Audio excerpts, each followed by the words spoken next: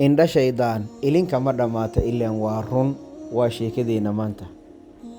Assalaamu calaykum waraxmatullaahi wabarakaatu. Soo dhawaada saaxiibayaal, haddii aad nagu cusub tahay ku soo biir channelka oo subscribe saar, haddaad hore noola joogteen muuqaalka like saar oo saaxiibadaa la wadaag.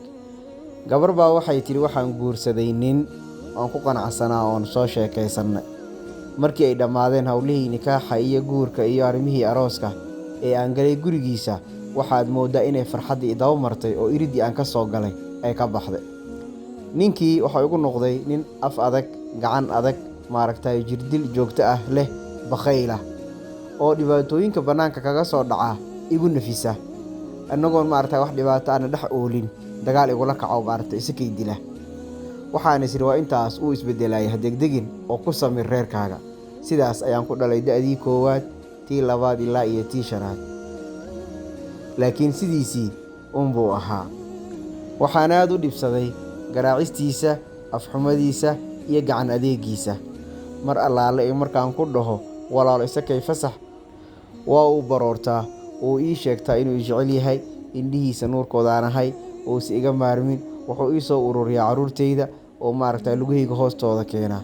Marka aan fiiriyo caruurteyda sida ay iigu baahan yihiin iyo ayagoo ku ooyaya lugahayga hoostooda iyo jaceylkan isaga uu sheeganayo ee ilintaan ka socota indhihiisa, marka aan qiimeeyo ayaan haddana isdhahaa reerkaaga ha ka tegin oo ku samir.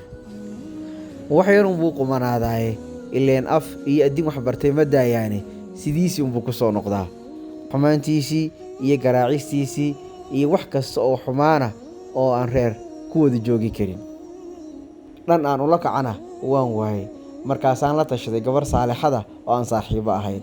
Saasaan ku iri walaalo, ninkayga dhibkaas ayaan ku qabaa, intaasoo sano ayaan sidaasi ugu samraayay. Mana rabo inaan reerkayga ka tago, caruurteyda dayaco ay gacan kala galaan, anna aan dalanbaabi noqdo. Waxaan intaas aan ku soo tacbayay aan faramarnaan aga dhaxbaxo.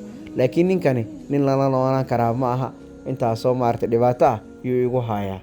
Markaasay si fudud ii tiri sidee isku tihiin salaatuleylka. Waan baraarugay oo waxaan noqday qof ka kacay qaflad dheer oo ku jira. Waxaan ogaaday in rajo oo dhan ay xaq Rabbi jirto. Waxay ila noqotay in salaatuleylka aan hore u maqal oo kaleeto. Waxaan ku farxay inay xasuusiday kalimadaas muhiimka ah. Ayadoo taagan baan ka soo dhaqaaqay, gurigayga ku soo noqday. Habeenkii koowaadba saacad ka hor salaada subax weysaystay oo Allahayga u sujuuday oon baryay oon ku iri Allahayow iiga dhig mid qabow oon ku ildoogsado, isna uu igu ildoogsado, naxariis leh oo nin wanaagsana Allahayow iiga dhig. Sidaas ayaan ku waday muddo. Ninkii wuxuu isku bedelay si degdeg ah.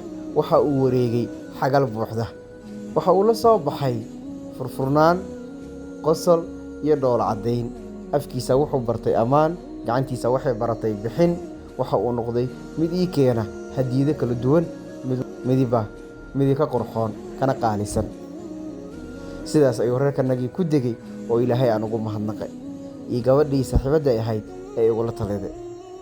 Dhib kasta oo ku haystaa, qofka kaliya ay bedeli kara waa Ilaahay subxaanahu wa tacaala. Ilaahay ayna waafajiyo inaan barino oo inaga ajiibo. Sheekadan waxaan ka baran karnaa in xalka ugu dhow uu yahay ducada, oo ay tahayna qofka marka uu dhib ama culays la soo dirsaa inuu u cararo xagga Alle weyne. Intaas ayaan ku soo gabagabeynaa. Assalaamu calaykum waraxmatullaahi wabarakaatu.